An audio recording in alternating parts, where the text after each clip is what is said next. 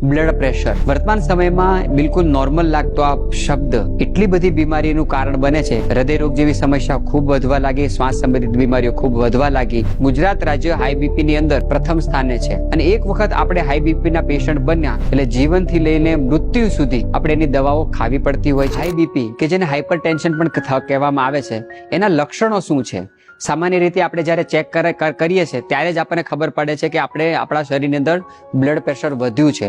જેમ કે તમે થોડું પણ ચાલો ને શ્વાસ ફૂલવા લાગે, છાતીમાં દુખાવો વધારે થવો, કોઈ પણ કારણ ન હોય, ખૂબ પરસેવો વળવા લાગે, ચક્કરો આવવા, આંખમાંથી પાણી પડવું, આંખ આગળ અંધારા થવા લાગવા, આવી સમસ્યાઓ આપણે ઉદ્ભવતી હોય તો એક વખત આપણે ચેક કરાવી લેવું જોઈએ કે આપણું બ્લડ પ્રેશર વધ્યું છે કે નહીં.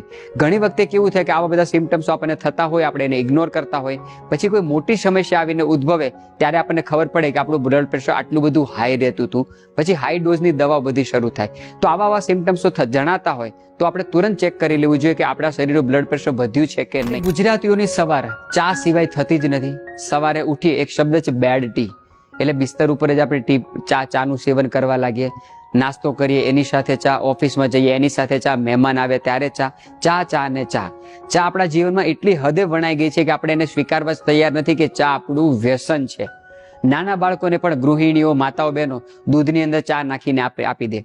જે બાળકોને ચાની કોઈ જરૂર નથી, આવશ્યકતા નથી, ડિમાન્ડ પણ નથી કરતું, આપણે એને ચા આપવાનું શરૂઆત કરી દઈએ.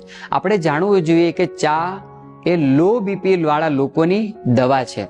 જ્યારે તમારું બ્લડ પ્રેશર લો રહેતું હોય ત્યારે તમારા માટે ચા ઔષધ છે. પરંતુ આપણે એક એવા પ્રદેશની અંદર રહીએ છીએ કે ત્યાં મોટા ભાગે પિત્ત પ્રધાન વાતાવરણ છે, મોટા ભાગે આપણું બ્લડ પ્રેશર વધવાની સંભાવના છે, નહીં કે ઘટવાની.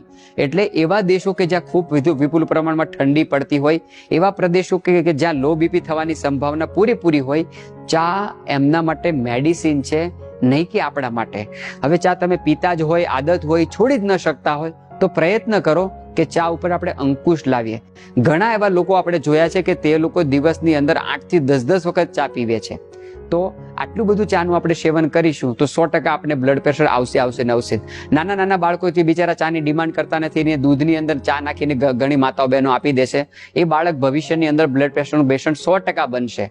તો ચા તમે છોડી ન શકતા હોય એની ઉપર અંકુશ આપણે જરૂર લાવીએ.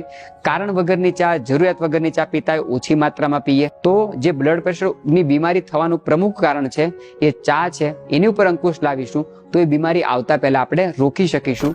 જીવનશૈલીની અંદર શારીરિક શ્રમનો અભાવ. વર્તમાન સમયની અંદર ગુજરાત રાજ્યની અંદર માનસિક શ્રમ ખૂબ વધ્યું. ઉદ્યોગ ધંધા ક્ષેત્રે આપણે ખૂબ વિપુલ પ્રમાણમાં આગળ વધ્યા, પરંતુ આપણું ટેબલ વર્ક વધી ગયું. ઓફિસોની અંદર એસી આવી ગયા, આખો દિવસ આપણે કમ્પ્યુટર ઉપર બેસીને કામ કરવા લાગ્યા અને એના કારણે આપણી જીવનશૈલીની અંદર શારીરિક શ્રમ, ફિઝિકલ વર્કનો ખૂબ અભાવ થવા લાગ્યો અને માત્ર ને માત્ર બેઠાડું જીવન જીવવાના કારણે ધીરે કરીને શરીરમાંથી શ્રમ બિલકુલ જતો રહ્યો. એના કારણે બ્લડ પ્રેશરના પેશન્ટો ખૂબ વધ્યા. છેલ્લા 15-20 વર્ષની અંદર જે ક્ષેત્રો એવા હતા કે જે આપણે મહેનત વાળું કામ કરતા હતા, એ ક્ષેત્રે પણ એવી મશીનરીઓ આવી કે ધીરે કરીને આપણા જીવનમાંથી શ્રમ બિલકુલ ગાયબ થઈ ગયું. તો જે કોઈ લોકોને એવા વ્યવસાય સાથે સંકળાયેલા હોય કે જેમાં માનસિક શ્રમ કરવાનો આવતો હોય, બૌદ્ધિક શ્રમ બિલકુલ ન હોય, એવા લોકોએ બ્લડ પ્રેશર થવાની પૂરેપૂરી સંભાવના છે. જીવનની અંદર વ્યાયામ, શ્રમ, પરિશ્રમ, એક્સરસાઇઝ, સૂર્ય નમસ્કાર, યોગ, આ બધી વસ્તુ લાવવી જોઈએ તો તમે બ્લડ પ્રેશરને અટકાવી શકીશું. 6થા નંબરનું કારણ છે આલ્કોહોલનું સેવન. ગુજરાતમાં તો કહેવાની દારૂબંધી છે, કાગળો ઉપર દારૂબંધી છે, પરંતુ છતાં પણ વિપુલ પ્રમાણમાં વધારે પૈસા આપીને પણ લોકો વધારે પ્રમાણમાં આલ્કોહોલનું સેવન કરે છે. આપ સૌ જાણો છો આલ્કોહોલ શરીર માટે સારું નથી, એનું સેવન ન કરવું જોઈએ. આપણે થોડી બુદ્ધિ વાપરીએ. આલ્કોહોલ પશ્ચિમના દેશોના લોકોની મજબૂરી છે, પરંતુ અહીંયા આપણે શોખના કારણે પીતા થઈ ગયા છે કે જ્યાં લોકો -ડિગ્રી ટેમ્પરેચરમાં રહે છે, ખૂબ ઠંડાવાળા વાતાવરણમાં રહે છે, એવા લોકોને પોતાનું શરીરનું ઇન્ટરનલ ટેમ્પરેચર ઉષ્ણ રાખવા માટે, ગરમ રાખવા માટે દારૂ એ લોકોની મજબૂરી છે. પરંતુ માત્ર ને માત્ર મનોરંજનના કારણે હવે યુવાનો ખૂબ વ્યસનોના રવાડે ચડ્યા છે, આલ્કોહોલનું સેવન કરતા થયા છે અને એના કારણે નાની ઉંમરના લોકોને પણ ખૂબ બ્લડ પ્રેશર આવવા લાગ્યું અને એના કારણે હૃદયરોગ સંબંધિત બીમારીઓ ખૂબ થવા લાગી. ખાંડનો અતિરિક્ત ઉપયોગ. ભૂતકાળની અંદર કોઈ પણ વસ્તુ ગળી કરવા માટે આપણે વિપુલ પ્રમાણમાં ગોળ ખાતા હતા, પરંતુ વર્તમાન સમયની અંદર જે કઈ વસ્તુ ગળી આપણે ખાઈએ છીએ એમાં વિપુલ પ્રમાણની અંદર ખાંડનો ઉપયોગ કરતા થયા. ખાંડની અંદર formalin, animal charcoal, sulphur dioxide આવી તમામ વસ્તુ એવી હોય છે જે આપણા શરીરની અંદર વિપુલ પ્રમાણમાં પિત્ત પેદા કરે છે. ખાંડ એક વખત આપણા શરીરની અંદર જાય એ આપણા શરીરની અંદર ઉર્જાનો વિસ્ફોટ કરે છે અને એના કારણે આપણા શરીરની અંદર લોહીનું દબાણ જે છે ખૂબ ઊંચું થઈ જાય છે. અને વારે જો શરીરની અંદર ખાંડ નાખવામાં આવે તો એ 100% આપણને હાઈ બીપી ના પેશન્ટ બનાવી દે છે. તો આ કારણોને આપણે જાણ્યા છે, એનું નિવારણ કરીએ, એની ઉપર અંકુશ લાવીએ તો આપણે ક્યારેય પણ બ્લડ પ્રેશરના પેશન્ટ બનશું નહીં અને આપણું હૃદય સ્વસ્થ રહેશે.